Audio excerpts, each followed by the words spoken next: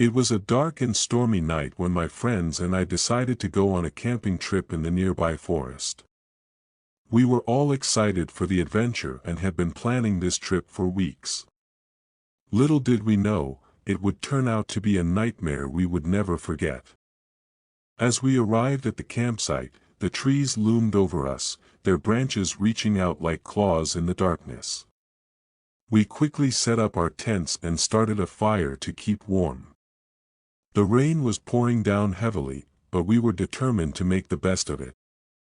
As the night went on, we sat around the fire, roasting marshmallows and sharing ghost stories. The atmosphere felt eerie, but we laughed it off, thinking it was just our imagination playing tricks on us. However, as the fire died down and we prepared to go to bed, we couldn't shake off the feeling of being watched. I ignored my gut instinct and crawled into my tent, trying to get some sleep. But just as I was about to doze off, I heard a faint whisper outside my tent.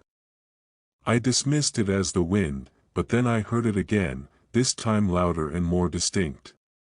It sounded like someone was saying my name. I sat up, heart racing, and called out to my friends. They were fast asleep and didn't hear anything. I brushed it off as my imagination and tried to fall asleep again. But then I heard footsteps circling around my tent. I froze, too scared to move. The footsteps got closer and closer until they suddenly stopped right outside my tent. I could feel someone breathing heavily just inches away from the tent wall. I held my breath, too afraid to make a sound. Suddenly, the zipper of my tent started to slowly unzip, and I screamed at the top of my lungs. My friends woke up in a panic and rushed to my tent. But when they got there was no one outside. We searched the area with our flashlights, but there was no sign of anyone. We all laughed nervously, dismissing it as an animal or the wind. But deep down, we all knew there was something unsettling about this forest. The next day, we decided to explore the forest and enjoy our camping trip despite the strange events of the previous night. We hiked through the dense trees, admiring the beautiful scenery and taking pictures. But as the day went on, we noticed that the forest seemed to be getting darker and more ominous. The sun was setting, and we had gotten lost in the forest.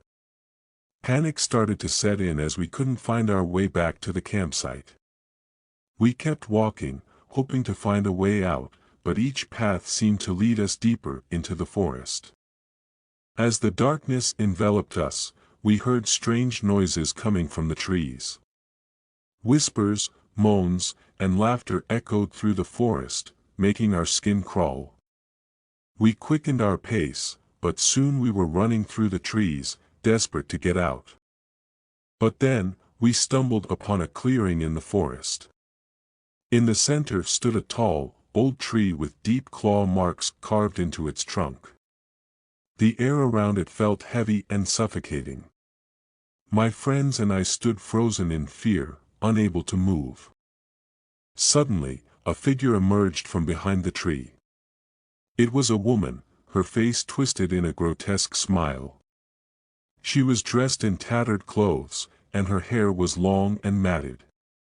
Her eyes glowed red in the darkness, and she let out a blood-curdling scream. We turned and ran, not looking back until we found our way back to the campsite. We quickly packed our things and left the forest, never looking back. It wasn't until we were a safe distance away that we realized we were being followed.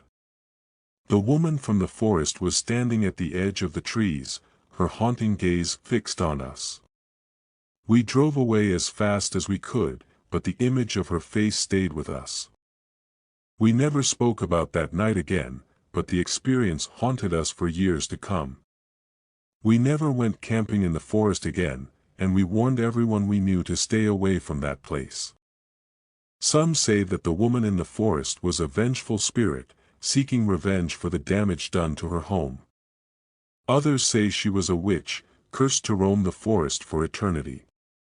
But for us, She was just a reminder that some places are better left untouched, and some nightmares are all too real.